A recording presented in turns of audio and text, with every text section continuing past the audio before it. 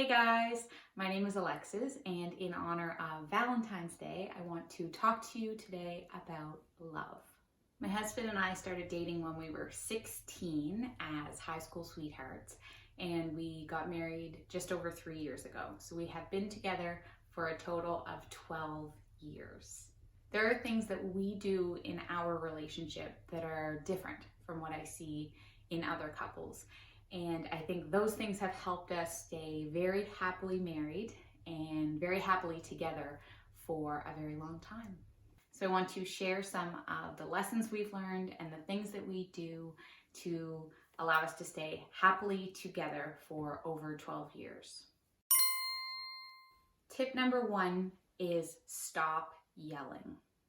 I remember when I was in high school, I watched a Dr. Phil episode, and he said in the episode that he and his wife never yell at each other. And I thought he was totally full of crap. I thought there was no way adults who have been together for 20 plus years, have children, do not yell at each other when they fight. I thought every couple yells at each other when they fight. It's what you see in the movies. My parents fought. You know, it's what we're used to and what we expect. Well, the truth is, you do not have to yell at each other when you fight. Like I said, my husband and I have been together for over 12 years. I can probably count on both hands the number of times that we have yelled at each other. We don't ever yell at each other when we fight. If we do, it means whatever we are talking about is really, really, really touchy, okay? So those are like the most heated fights of over a decade. Those would be the only things that we are yelling at each other over. If you are in a fight, okay, what it really is a disagreement over something. Someone hurt your feelings, or someone didn't do what they said they were going to do, someone betrayed you. There are all kinds of reasons that you would be in an argument with someone. You do not need to raise the volume of your voice to get your point across. You just need to communicate with your partner. And when you communicate, that's how you resolve a dispute. So when you raise your voice, all you do is add drama to the situation. You add emotion. You stir up your partner. So it just heightens the emotion. It doesn't actually resolve the argument any faster. So as much as possible, just don't yell. Just tell your partner how you're feeling. That's it. If they get upset, ask them if they can just talk to you. Ask if this time, let's just keep it civil.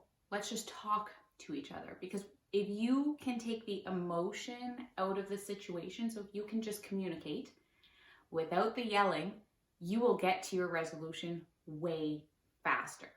I hate fights, okay? Some people live for drama. I hate fighting. I want to be happy. I want to be loving and happy and joking with my husband. So we rarely yell at each other, ever. Yeah, so you can definitely do it too. You do not need to yell to resolve a fight. Don't let the romantic comedies steer you in the wrong direction. You do not need to yell. You can resolve things much faster with way less emotional toll on yourself and way more peacefully if you just communicate and just share what you're feeling. This next tip, I think, is a game changer in your relationship. There are so many couples that do not do this, and I think it's a source of so much resentment and anger for people. If your partner does something for you, for your household, for any aspect of your life, if they do something kind to help you, say thank you. And it doesn't have to be a big gesture. So I'm not talking about if your partner comes home and surprises you with flowers, you say thank you. Of course, you probably will say thank you because that's a grand gesture. It's a surprise, it's romantic. So those are the kinds of things that you are very likely to say thank you for. I'm talking about all of the small day-to-day things that your partner does in your life that make your life better. If your partner takes out the garbage, when they come back in, say thank you so much for doing that. If they dry the dishes, if they fold the laundry, if they scrape your car off in the morning, all the things that they might do on a day-to-day basis, every day, every week, it's the norm. Still say thank you.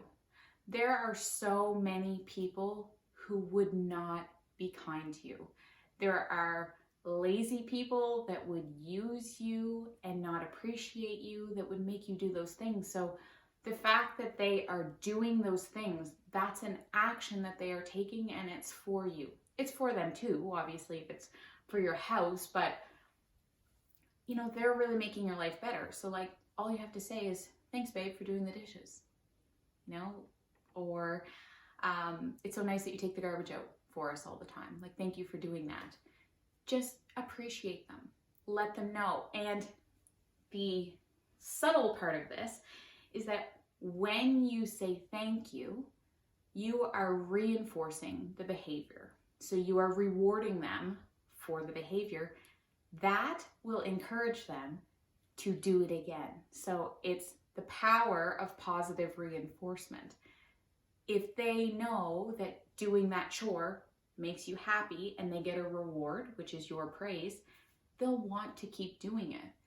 If they're doing a chore over and over and over again, chores are not fun, so they already don't want to do it, and no one praises them and no one cares, they'll be less likely to continue to do that thing. So just say thank you for big things, but especially for small things, because the small things are what actually contribute to your life. I mean, the big gestures, those are wonderful too, but those are one-off things.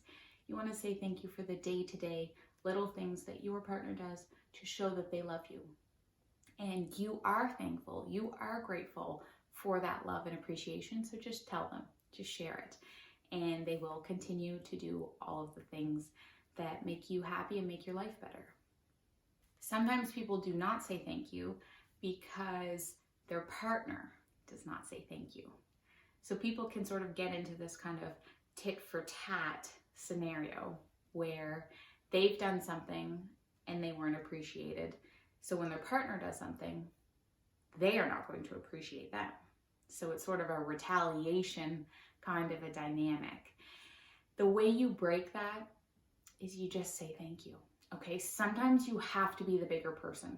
It's going to hurt, but you have to do it. And if you take the first step and you try to do something, okay, so you say, thank you very much for doing the dishes. That's very nice of you to do that for us. That might encourage them to appreciate you back. And if they aren't, so say you feel it's very one-sided and you're the one who's always giving appreciation and you're not hearing any back, just share that with them. Just communicate. Say, you know what? We have a great life here. I feel that we both participate, and I would like it if sometimes you told me that you appreciated what I do here. That will go a long way to know that you care about the things I do. You just have to tell them what you're feeling. Really, at the end of the day, you have to share how you feel.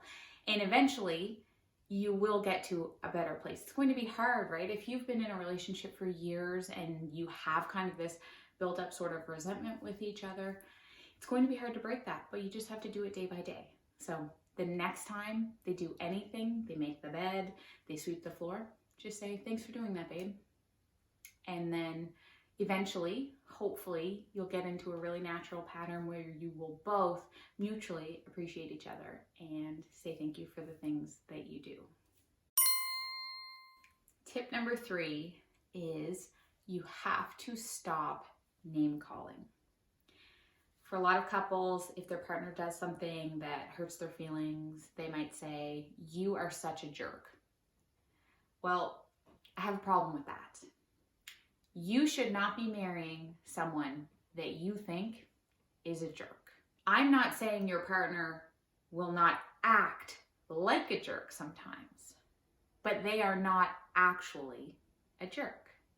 So the example I'll give is when you have children, you're not supposed to tell your kids that they are bad kids. You are a bad boy. You are supposed to tell your kids that they are behaving badly, that they are a good boy, but that they are acting badly.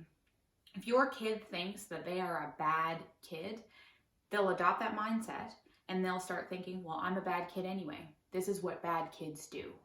And they won't know that they have an opportunity to be good.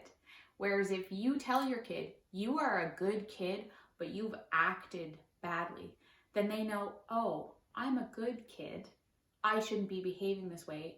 And there's hope for me to do better. Well, the same thing applies to adult relationships. If you tell your partner that they are a jerk, it will do nothing but make them feel defensive. If you're telling them that they are a jerk, how can they fix that? How can you improve?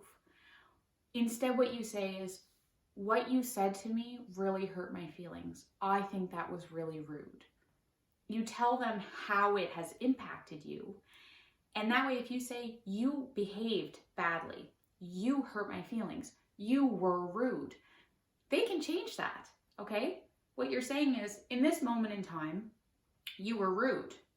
You're not saying, you are a jerk, you are a bad person. Well, they can't fix it if they innately are a bad human.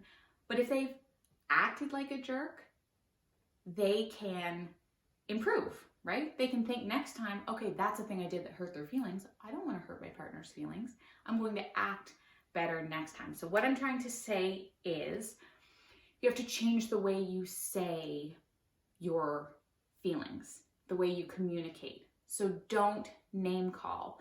Don't say, you are rude, you are a jerk, you are other bad words that I won't say on YouTube. Instead say, you hurt my feelings because this. You made me feel this way. And that way, they will know, okay, this was my action, this was the consequence. This was the way it impacted the person that I love. I can improve next time.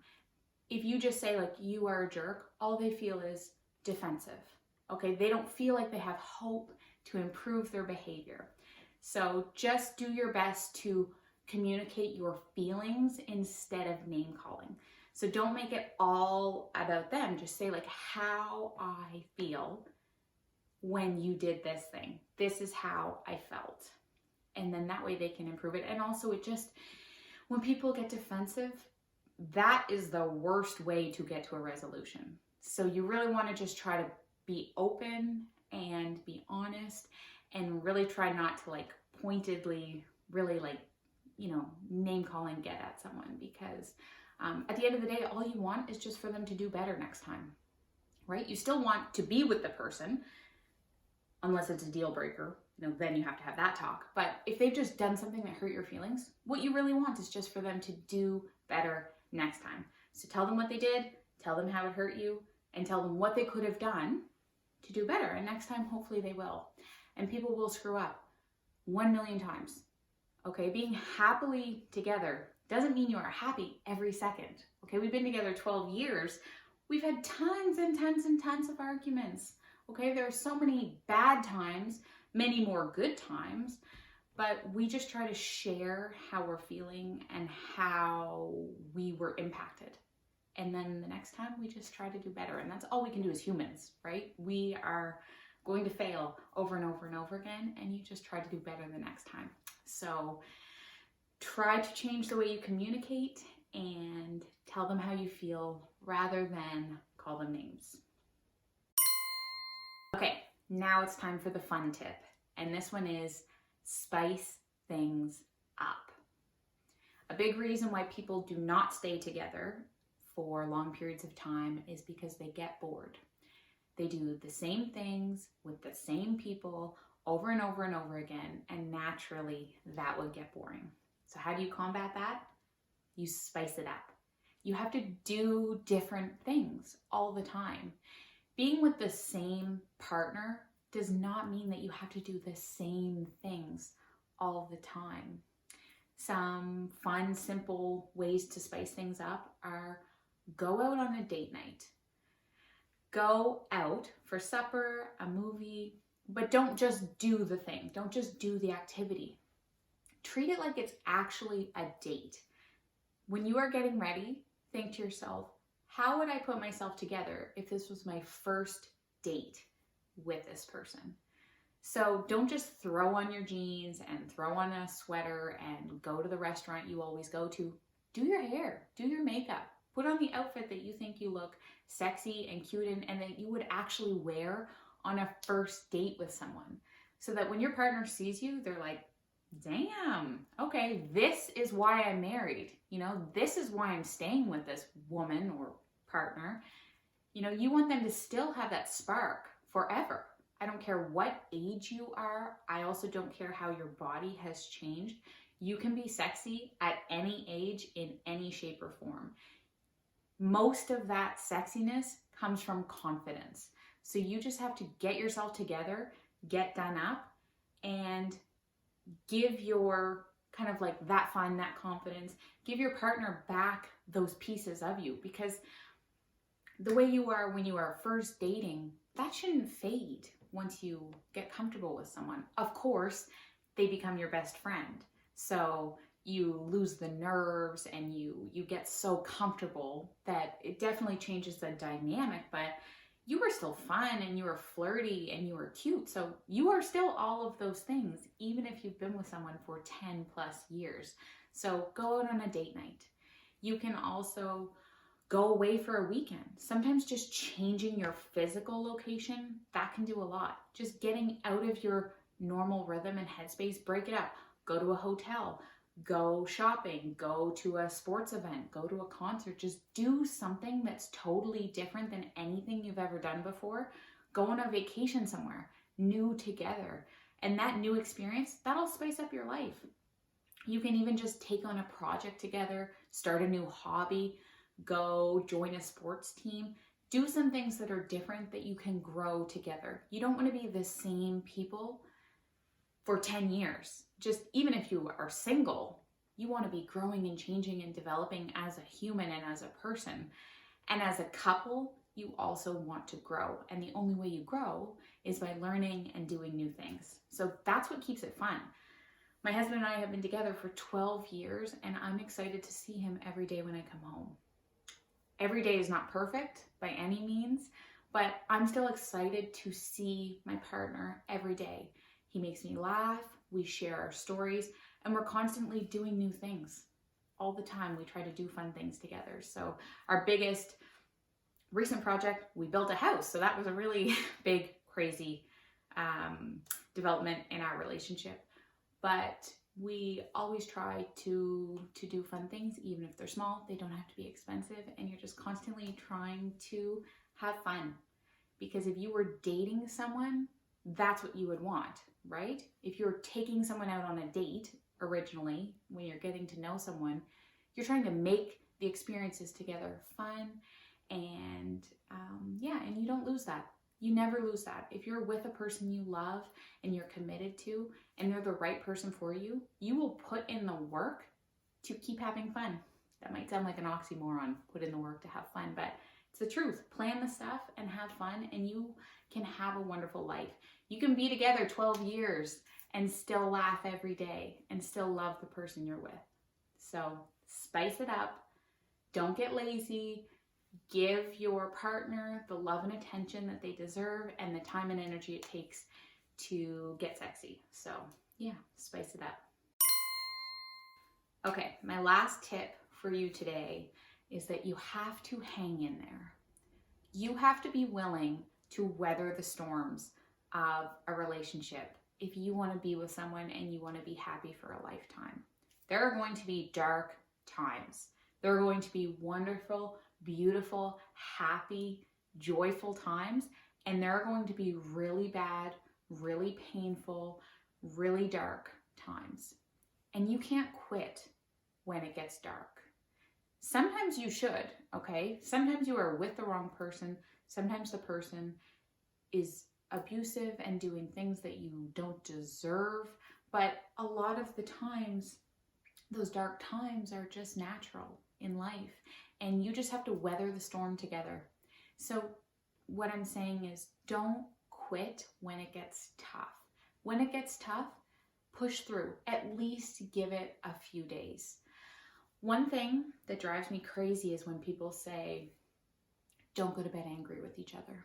I used to believe that wholeheartedly. I felt like couples that went to bed angry were failures. The way the media and movies and rom-coms portray it is like, if you're a strong couple and you're truly in love, you will not go to bed angry. You will resolve it the night of. Sometimes I can't do that, okay? I'm a stubborn person. Sometimes I cannot get to that place before I go to sleep. I want to resolve it. Sometimes though, I just need to sleep on it. And sometimes I wake up and I feel refreshed and I have a clear mind and my emotions are way less heightened and I'm able to think more rationally, and then we can come to an understanding. But if I allow myself to quit when it's dark, so at night, if we're fighting and we can't come to a resolution, if I'm like, that's it, you know what, we can't figure this out, well, that's very rash, right? So I think romantic comedies show these big dramatic breakups, crying in the rain, running away from each other, and then wonderful reunions. Well, that might look great on screen, but that is painful. That is not a fun relationship. What you need to do is give it time and hang in there. If you are having a fight with your partner and you cannot resolve it, just have a little bit of patience at least. It might take a few days. It might take a week for you both to mentally be able to, number one, be less emotional about the topic, then try to be understanding of your partner's position. Maybe assume your responsibility for the part that you played in the problem. It's hard emotionally to process those feelings, so give it a few days at least. Don't be rash. Don't leave. You know, don't take your stuff. Just put in the time, put in the work to at least try to get through, to try to weather the storm. And like I said, there are going to be times when you actually should leave. I'm not saying that if you're going through something, you should hang in at all costs. That's a very 1950s mentality, and I am no advocate for that whatsoever. If you are in a relationship that you feel is detrimental to you, then you should absolutely leave it. But if you are in a relationship with a person that you genuinely think is good and good for you, and you are just going through something and you can't see the resolution, okay, you're so mad, you are worlds apart at this point, and you think, how are we ever going to get to a place where we come together? How could we possibly be so far apart right now and get there? Sometimes with time, you just will. You'll both just slowly start to understand each other, start to loosen up on your own beliefs, and you'll get to a place. But that takes time. And what I will say is, once you get through, okay, when you could quit, but you don't, and you work it out, that makes you so much stronger. You start to understand that you can get through anything. That's how I feel now with my husband and I. I feel like we have hung in there. We've been there for 12 years. We've had a lot of disagreements, and we have worked through them all. So now I feel like with enough time and understanding, we can get through anything that life throws at us. And it's only with time and effort and understanding that you can get to that place. So just try to hang in there. Try to be a good partner, a good listener. Try not to be defensive, and just do your best to stick through. And having said that, sometimes people need space. So I don't mean to say the absolute opposite, but sometimes people do need space. So the path is individual for each couple. Just because my husband and I have managed to work through every single fight and never break up, that doesn't mean that some people don't need space, but I at least encourage you to try. Just do your best to hang in there, build the strength, build the relationship, do what feels right in your heart. But if you hang in there, you can have a really wonderful relationship built on absolute trust with your partner, because you know that you've been through the hard stuff and they have your back. And that's what true love is built on. All right, I hope this video was helpful. Like I said, those are things that My husband and I have been practicing for over a decade, and we had to learn some of those lessons the hard way. And now they are all things that we practice on a daily basis and bring us a lot of joy in our relationship. I see couples that do not do these things, and I feel sorry that a lot of their dysfunction is stemmed from things that they could solve. So I hope that something in this video might be something that you can work on in your relationship if you're feeling like you're struggling, and you might be able to adopt one of those ideas and improve your relationship. I think everyone deserves to be loved and feel safe with a wonderful partner. I know that there are all kinds of different relationships. Throughout this video, I've been trying to say partner as much as possible, because you don't have to be married to be in a long-term relationship. Of course, you can just be with a person that you love and loves you back. And that's, at the end of the day, all we can ask for, is just to be loved and be happy. And I hope that all of you are very happy and find tons of love and joy in your life. And I wish you a wonderful Valentine's Day. I hope that you are about to go get dolled up for a hot date to spice up your life. And I will see you again very soon. So thank you for watching, and have a great day.